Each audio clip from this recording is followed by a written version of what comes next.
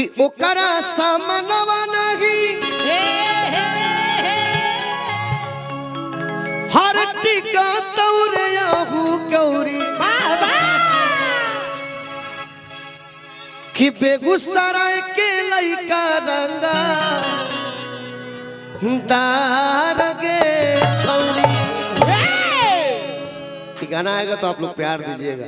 देखिए मुझे भोजपुरी बोलने आता है लेकिन फिर भी आपके प्रेम में मैं गा रहा हूँ। एक ताली का तो सहयोग होना ही चाहिए आप लोगों से। और इसके बाद एक लोकगीत और फिर एक होली गाऊंगा। फिर मैं चाहूंगा कि अंतरा जी मेरे साथ गाए।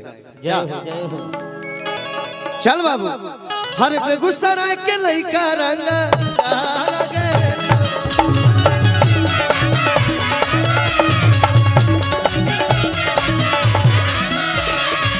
ओकरा सामनवा नहीं टिकता औरी के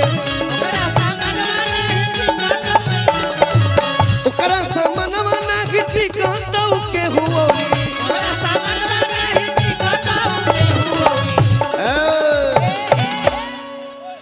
अरे रामपुर के लइका रंगा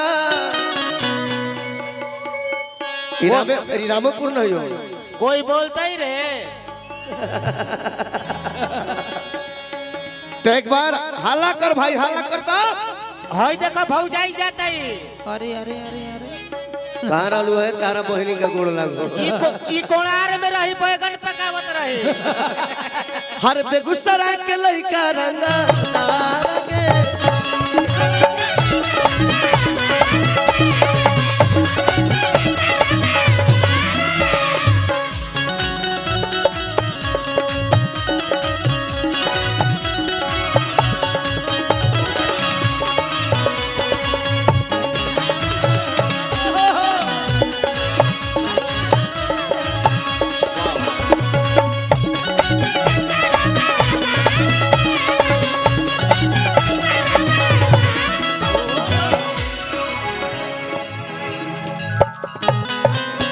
अच्छा रंजीत भैया ये मिथिले में आता है ना।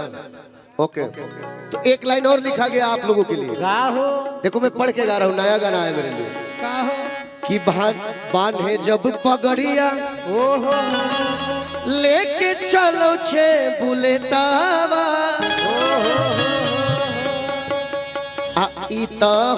छे अरे मिथिला के बेटावा। चल बाबू लिख ले ले ले कि बांधे जब पगड़िया लेके चले छे बुलेटावा बांधे जब पगड़िया लेके चले छे बुलेटावा इहे तहु के मिथिला के बेटावा।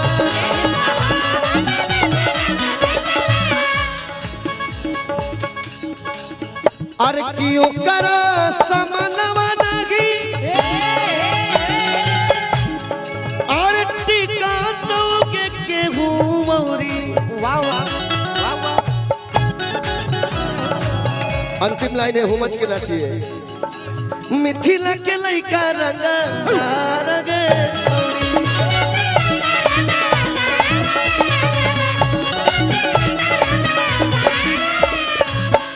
हेलो फिर लहंगा पे गीत आया याद हमको बहुत पुराना जो मैं गाता था पहले।